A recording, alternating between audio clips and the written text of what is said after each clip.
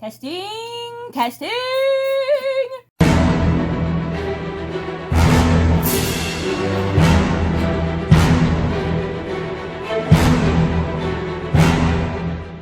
Hello and welcome. Christine E. Schulze here, aka the Elvish Author, and welcome back.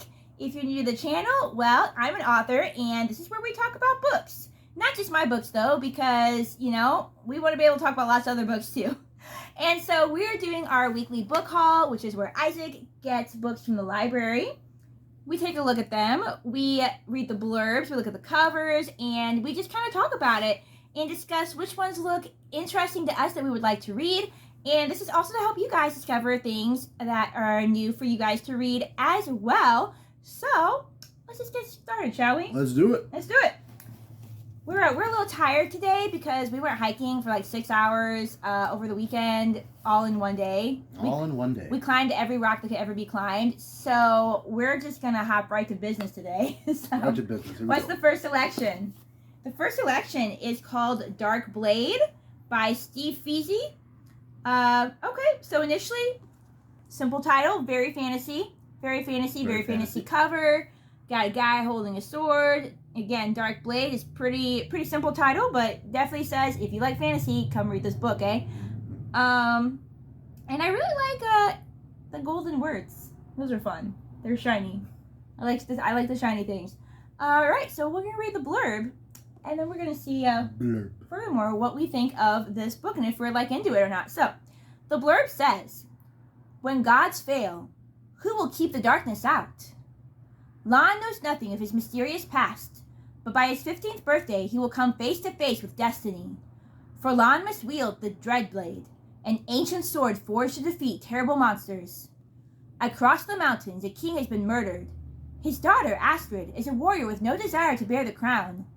Only she can uncover her father's killer before her brother is framed for the crime.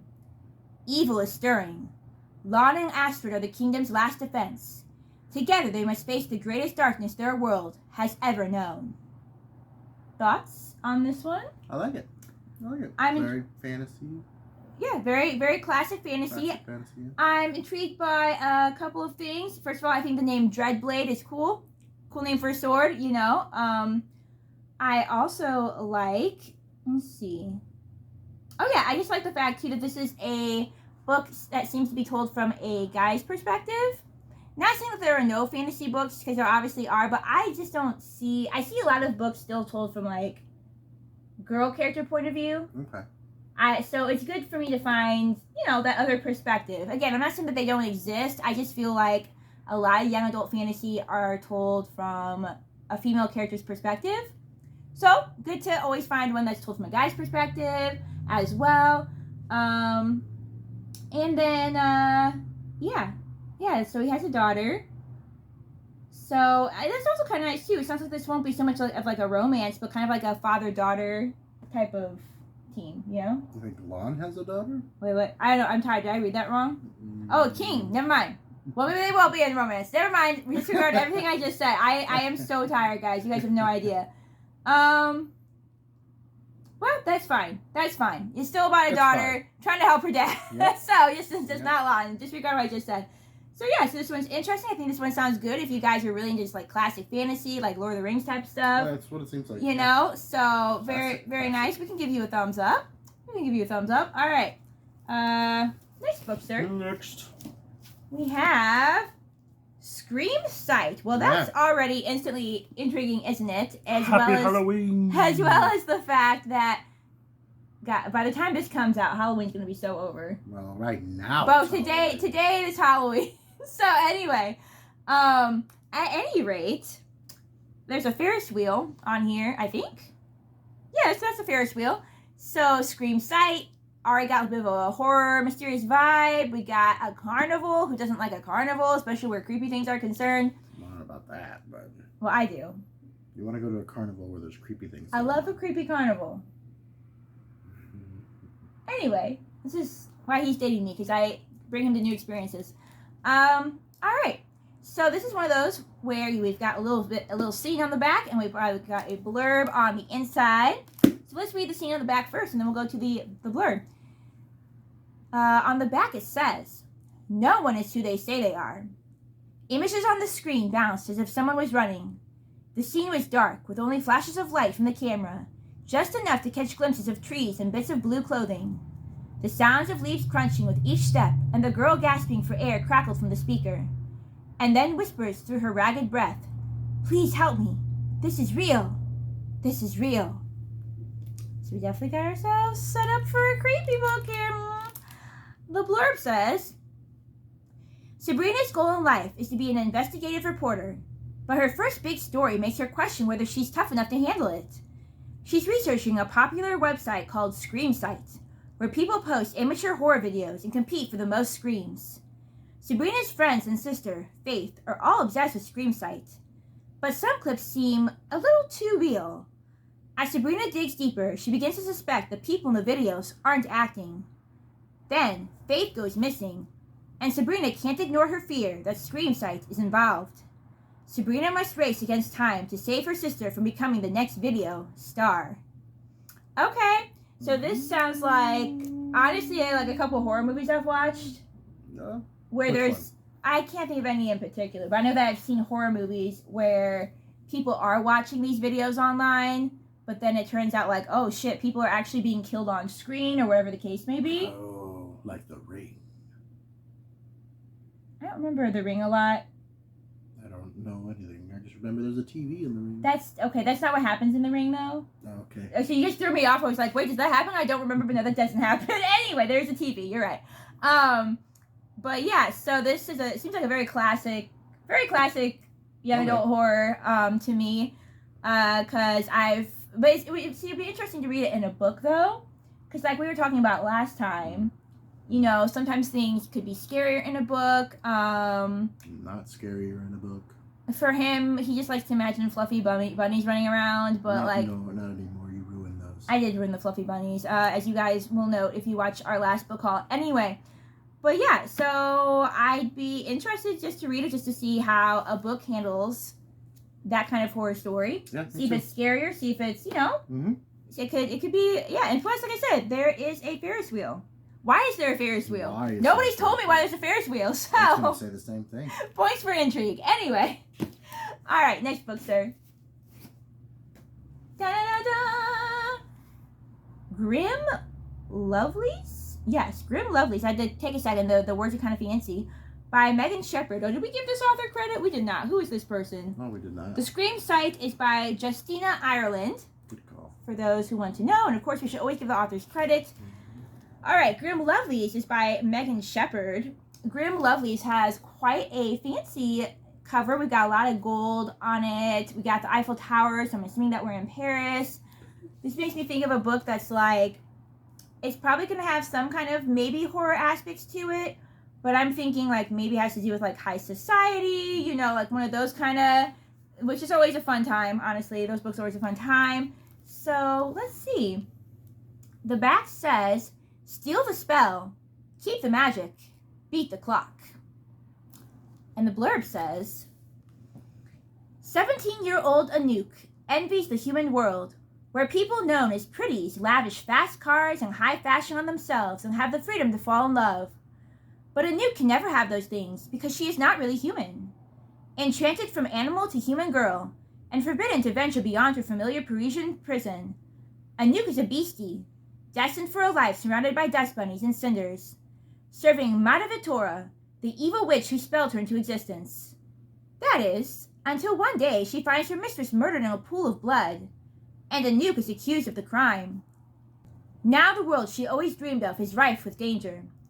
Pursued through Paris by the underground magical society known as the Hout, Anouk and her fellow beasties have only 3 days to find the real killer before the spell keeping them human fades away. If they fail, they will lose the only lives they've ever known. But if they succeed, they could be more powerful than anyone ever bargained for. Prepare to be spellbound by the world of Grim Lovelies, where secrets have been long buried, friends can become enemies, and everything, especially humanity, comes at a price. Thoughts on that one, good sir? I like that she's not human. Yeah. And this whole animal, beastie, that's really cool. yeah, I think that she immediately sounds like a unique character. Mhm. You got some unique world building. It's interesting that from her perspective, the humans are known as the pretties, and they have all these expensive things, and they can fall in love, and they have freedom, and they can do whatever they want. So that's an interesting little perspective there. Kind of like a little Beauty and the Beast thing going on, right? Witch turning, Yeah. making people into like beasts. I'm getting strong fairy tale vibes in general. Maybe a little bit of Beauty and the Beast. I was even thinking a little bit of Cinderella. It talks about how she's surrounded by dust bunnies and cinders, and she has to serve this evil lady who brought her into existence. How did she come into existence? How did all that work? And then you've got like this little murder mystery on top of everything. So I think there's a lot of interesting concepts in here for sure. Also, I like that her name is Anouk. I'm not sure if I'm quite saying that right, but the point is that it's a unique name. It is. And it's not one that I've really seen in other books. So that's always cool to see as well. But we're in Paris, and I am kind of right. We probably are going to get some of those like high society type of vibes as well. So, another thumbs up. This one is also of interest to me and Tim. So, anyway. All right. Next, good sir. Okay. All right. The Theft of Sunlight. Well, first of all, Intisar. I might say this person's name wrong as well. Intisar Kanani. First of all, they've come up with a fabulous title. Yeah. The Theft of Sunlight. I mean, come on now. Second of all, let's see. We'll have to see. This is definitely from a culture, maybe Asian, maybe Arab, maybe Indian. Let's see if we can maybe figure that out. Thieves and secrets go hand in hand. Both will get you killed. Interesting. I wonder if they're being thieves. If it's going to be... It doesn't have to mean that it's Arab, but I just immediately think of like Aladdin and like those kinds of tales. But let's see. This also has more names that I probably will mispronounce, so do pardon. But the blurb says, I did not choose this fate, but I will not walk away from it. Children have been disappearing from across Manaya for longer than Amraya, Ni and Saram can remember. When her friend's sister is snatched, Ray knows she can't look away any longer, even if that means seeking answers from the royal court, where her country upbringing and clubfoot will only invite ridicule. Yet the court holds its share of surprises. There she discovers an ally in the foreign princess, who recruits her as an attendant. Armed with the princess's support, Ray seeks answers in the dark city streets, finding unexpected help in a rough-around-the-edges street thief with secrets of his own. But treachery runs deep, and the more Ray uncovers, the more she endangers the kingdom itself. Thoughts on this one? It is reminding me a little bit of Aladdin. Yeah? How so? She's going to get help from a street thief. Street thief, you got... And the foreign princess. And the foreign princess. Well, that's the princess is foreign in that one. She does live in that country, but still, you're getting help from a princess, getting help from a street thief. Thief books are like a whole like fantasy subgenre right now. It's like a big thing. Oh yeah, books about thief books is like a whole thing. So if you're into thief books, this one might also incorporate culture from whatever country. I'm not sure. We would have to look up what country that this author is from, or what country her family is from.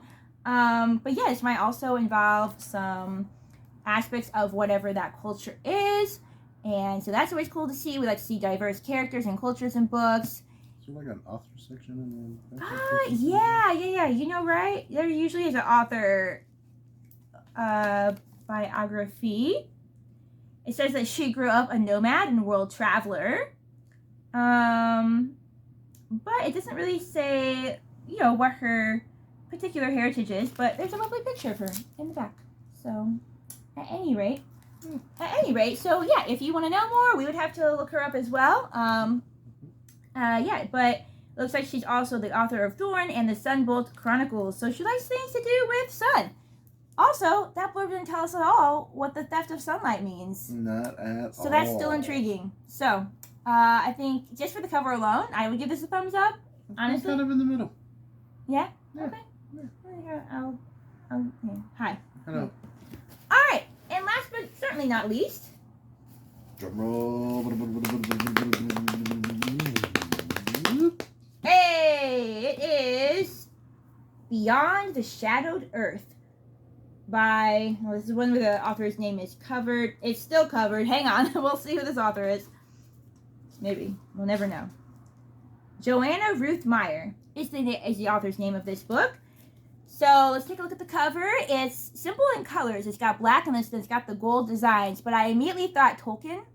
Yeah. This mountain looks like, it doesn't look like the Hobbit cover with the sun and the mountain a little exactly bit. what you're talking about. Yep, so that's what it immediately makes me think of. And then as I was looking for the author's name, that's interesting because I also caught a glimpse of the author dedicating this, well, to her dad.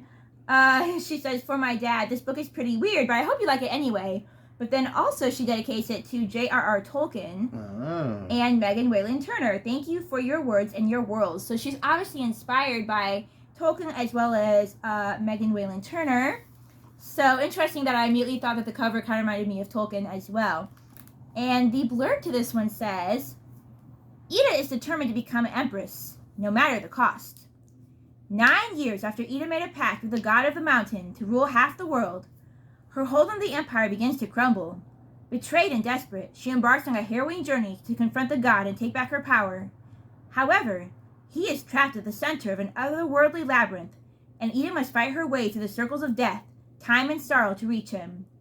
In the god's realm, she discovers that she's bargained way more than she ever could imagine, and now it's time to pay. Okay, well, they said labyrinth, so we all know how I feel about that. A lot going on in that. If there's a labyrinth, I'm already all about the book, especially a labyrinth that has to do with circles of death, time, and sorrow.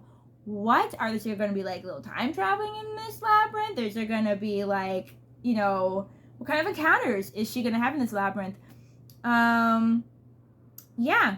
You've got the whole gods aspect, which, you know, so if you guys are into, like, stuff with gods, like Rick Riordan or whatever, a little bit, no, this doesn't sound like, you know, Greek gods. It sounds like she's made up her own gods, but still, like, if that's kind of like your thing, that might be of interest to you. And, yeah, we're definitely going on a journey here, so I could see her being inspired by people like Tolkien. But yeah, it said labyrinth, so automatically it goes to the top of my list for today because they said labyrinth. How do you feel about this book? I like it. Yeah? I like it. Is this a thumbs up for you? Half god stuff. Thumbs up. Giving her half the world. Why?